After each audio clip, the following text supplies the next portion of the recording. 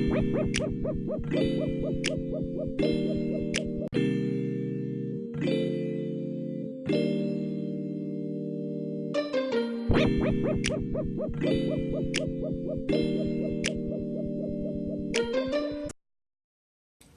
morning, class.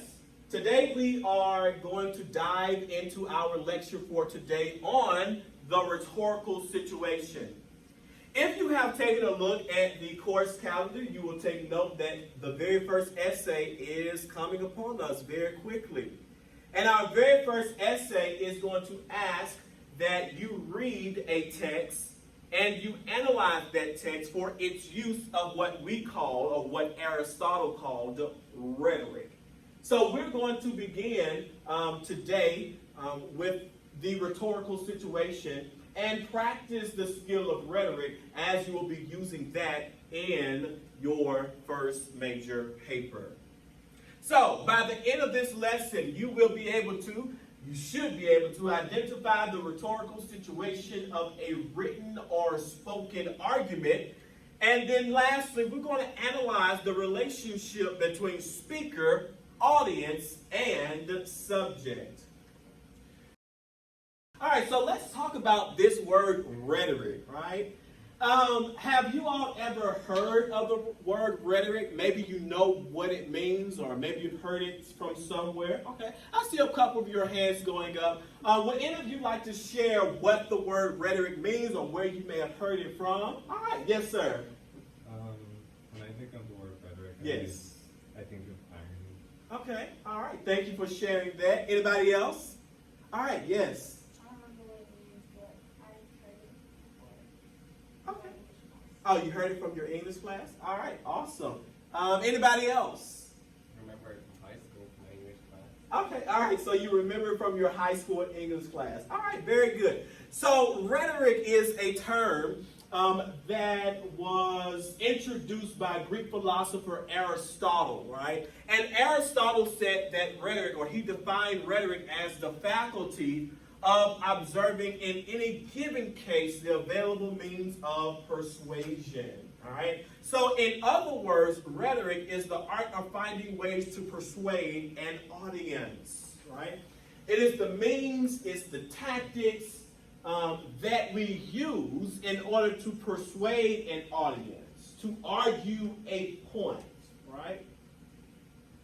Everything that we do is an argument. Every day I come into this classroom, I am creating argument, right? Argument is simply this. Argument is having a point and having support for that point. Every day I walk into this classroom, my point is to persuade you that I know my stuff. And how do I persuade you of that? First of all, I got to think about the way that I'm dressed, right? If I came in here with baggy pants on, if I came with my snapback up, now you may catch me like that on the weekend, but you won't catch me like that in the college classroom, right? If I came in here with not so good English, right? Talking like I had really just come from the deep south of Mississippi with broken English and my subject and verbs not agreeing. Y'all be running out of here, running to your counselor saying, you got to get me out this class, right? He does not know what he is doing. But everything, the persona, that's a Greek word for mask, this persona is used in such a way that it's to persuade you that I'm good at what I do. So everything that we do is an argument. You writing your essays is an argument to me, because you're trying to argue, teacher, that I can write an effective essay. Everything is an argument.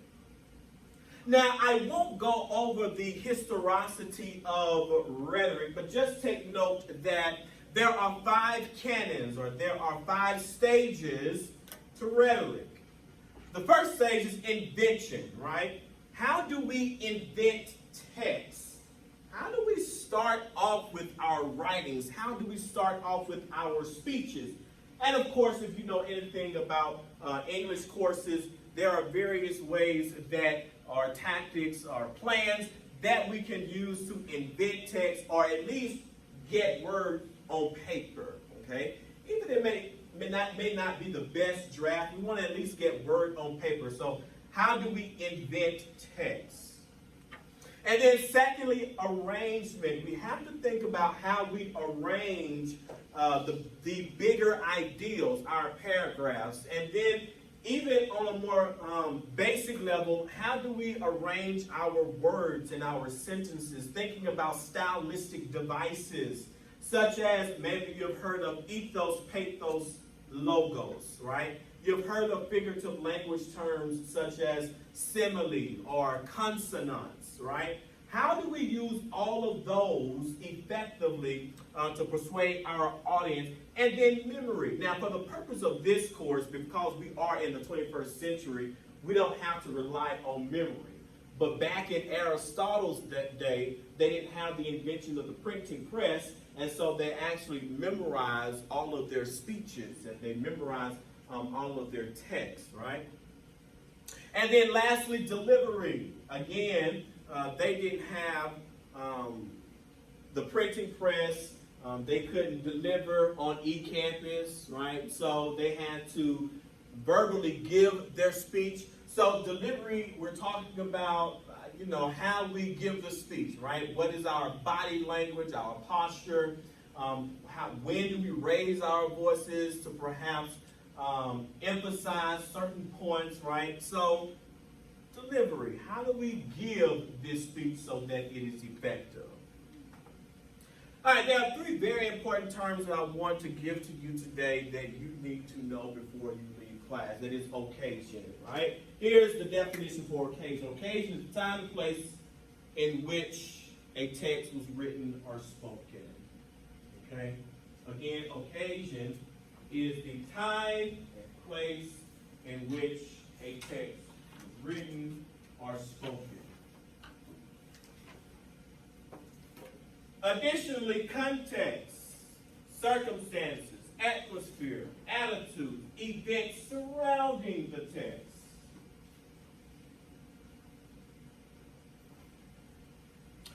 When I think context, I think what happened in order for this text to take place. Okay? So what prompted this text to be written? What happened for this text to be spoken? Something had to spark that. What was it? And then lastly, the purpose. It's the goal the speaker wants to achieve. Okay? What is the reason as to why the speaker or the writer is providing us with this text? Okay? These are three very important terms. Again, occasion, context, and purpose. We will certainly practice those momentarily. And guys, keep in mind that my PowerPoint will be on eCampus, so just take note of that. All right, have you all heard of the Ice Bucket Challenge? You all remember that several years ago? What was the purpose of the Ice Bucket Challenge? Do you all remember? Yeah, it's to raise awareness for... Okay, but it was certainly to raise awareness, right, for ALS or amyotrophic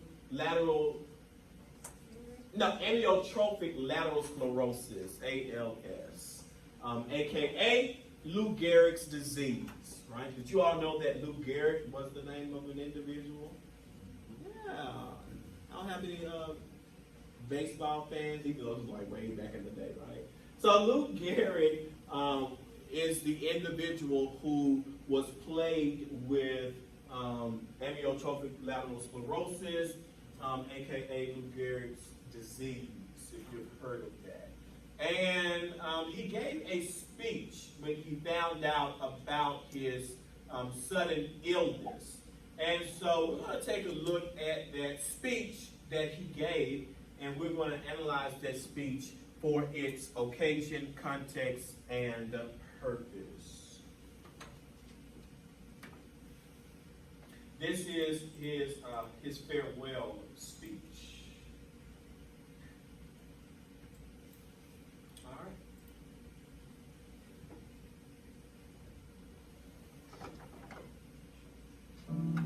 The news of Gehrig's illness stunned the country.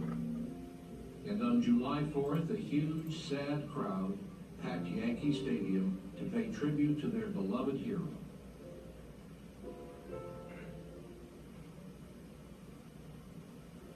Babe Ruth came back, and the two old teammates ended their long feud.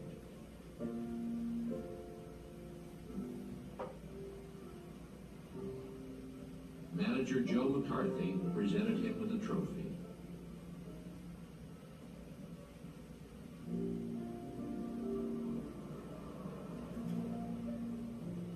At first, Gehrig was too moved to speak.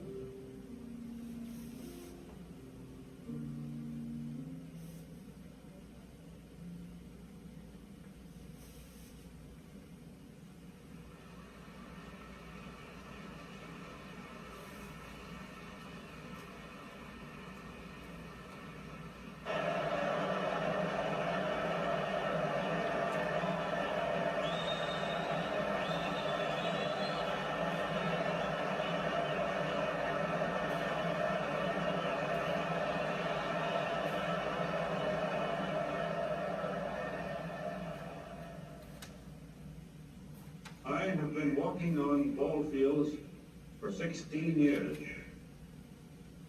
and I've never received anything but kindness and encouragement from you fans. I have had the great honor to have played with these great veteran ball players on my left. Murderers Row, our championship team of 1927. I have had the further honor of living with and playing with these men on my right. The Bronx Bombers, the Yankees of today. I have been given fame and undeserved praise by the boys up there behind the wire in the press box. My friends, the sports lab. I have worked under the two greatest managers of all time, Miller Huggins and Joe McCarthy.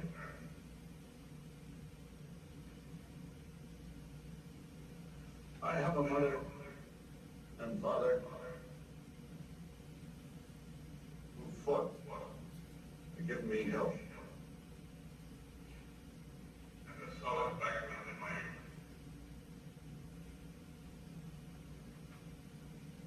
I have a wife, a companion for life, who has shown me more courage than I ever did. People all say that I've had a bad race.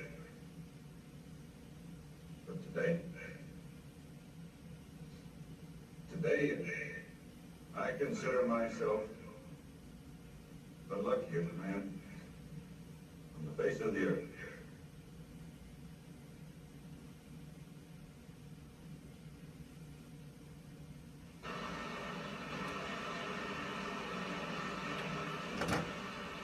That I might have been given a bad break, but I've got an awful lot to live for. Thank you.